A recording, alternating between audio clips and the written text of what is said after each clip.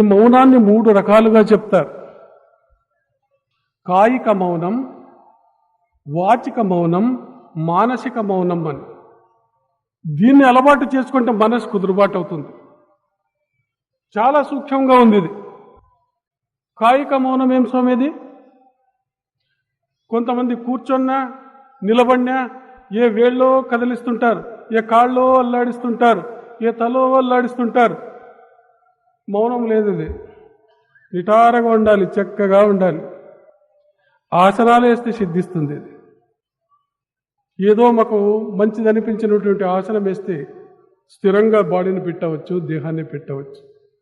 వాచిక మౌనం చాలా ముఖ్యమైనది.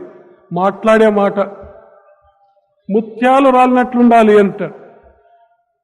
కొంచెం వాగుడు దయ్యాలుంటాయి, వట్ట వట్ట వట్ట వట్ట వట్ట వాళ్ళు కలుసుకోవాలంటేనే ఒక విధమైనటువంటి ఏవగింపు. ఇంకా మాటలు స్టార్ట్ చేస్తే అయిపోయి ఇంకా దానిలో నుంచి మౌనం వెళ్ళిపోతుంది. ఎంత అవసరమో అంత.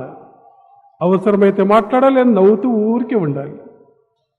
ఇది వాచిక మౌనం.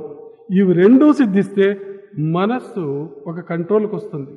మానసిక మౌనం, ఇది మానసికమైనటువంటి మౌనం. ఇవి రెండూ కాయిక మౌనం, వాచిక మౌనం సిద్ధిస్తే మనస్సు స్థిమితంగా ఉంటుంది.